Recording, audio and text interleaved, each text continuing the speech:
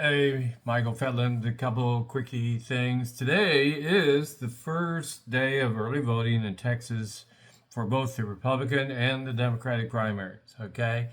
This is the election that picks who's going to be the candidate in November, folks. Everybody thinks you show up in November. No, you show up in Texas in February, March 3rd is the final day. But we do get, a couple weeks early voting, so gives you lots of chance to get out there. We have a chance to actually turn Texas blue this year if we do the smart thing. Now, everybody kind of votes emotionally, but I think we need to, if the Democrats want to win, they got to think strategically, and here's why. The Republicans, and I ran in 3 Republican primaries 20-some years ago, so I know kind of a thing or two about that. They always want to go for the right of right. I mean, my God, the most crazy radical is going to be the winner, so Mr. Cornyn, the moderate, is going to get torpedoed by probably Paxton, the fraud guy, but whoever's worse will get that. Now, on the Democratic side, we have 2 main choices, James Tallarico and, Jasmine Crockett. Now, Jasmine's made a lot of noise, but this is where the logic's got to come in.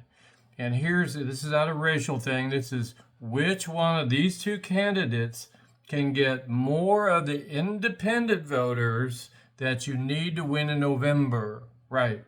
Now, hear that again. You're not going to win in November with just Democrats. You're going to have to get a big chunk, more than 50% of the independents swinging our way instead of their way, because that's what the independents do.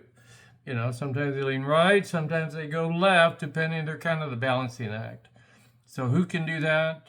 Right now, the way I see the polls, James Tallarico is the guy that can get not just Democratic votes in November, but also a majority of those independent voters we need to beat someone like crazy fraud Paxton, the one who cheated on his wife and all that sort of thing. Don't ask me how, these, family values Republicans go with a fraud guy that, with all the sex stuff.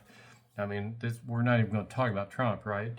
So that's it, folks. Vote before the 3rd. The Republicans should be doing their thing on their end, but Democrats, Gina Hinojosa for governor. Oh my God, she's polling pretty close to Abbott.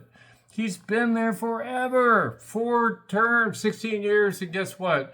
Our electric grid gets a D- after 30 years Republicans running things, and our education's in the dirt and going down. They want that because the more uneducated you are, the more likely you believe their lies, and educated people don't fall for that.